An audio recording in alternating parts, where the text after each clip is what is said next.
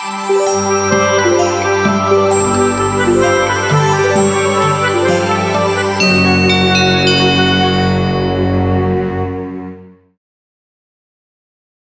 everyone, welcome back to Pragyan Inside Academy in the session of Indian Constitution for all competitive exams. Unique blend of rigidity and flexibility.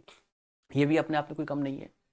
कठोरता और लचीलापन का जो मिश्रण भारत के संविधान में देखने को मिलता है, दुनिया के किसी संविधान में ऐसा मिश्रण देखने को नहीं मिलता। मिश्रण क्यों कहा गया है? देखिए, जहां कठोर होना चाहिए संविधान को, वहां कठोर भी है, रिगिड भी है, और जहां फ्लेक्सिबल होना चाहिए, जहां पर नम्र होना चाहिए, लचीला होना चाहिए, वहां लचीला भी है। Unlike the other constitution, the Indian constitution is neither too rigid nor too flexible. दुनिया के अन्य संविधानों के विपरीत भारतीय संविधान ना तो बहुत कठोर है और ना ही बहुत लचीला है। Some parts can be amended by simple majority. क्यों ऐसा कहा गया है कि ना बहुत ज्यादा कठोर है ना बहुत ज्यादा लचीला है? क्योंकि संविधान में कुछ पार्ट, संविधान के कुछ पार्ट ऐसे हैं, कुछ सेक्शन ऐसे हैं जिनमें अमेंडमेंट करना बहुत सिंपल है। सिंपल मेजोरिटी के साथ में उनमें संविधान में चेंजेस किए जा सकते हैं।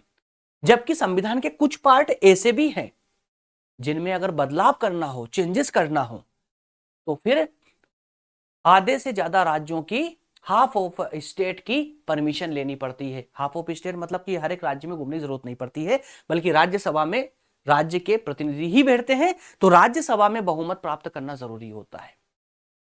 बात समझ आई?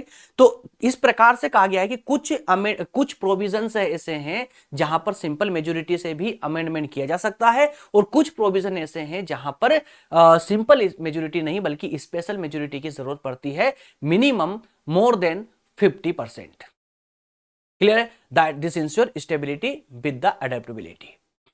जी हाँ, अनुकूलनशीलता के साथ में ये स्थिरता को जो है दर्शाता है। कौन सा? ये रिगिडिटी एंड फ्लेक्सिबिलिटी का जो कॉम्बिनेशन है, जो ब्लेंड है ना, ये हमारे भारतीय संविधान की स्थिरता को दर्शाता है। चलिए नेक्स्ट, अगर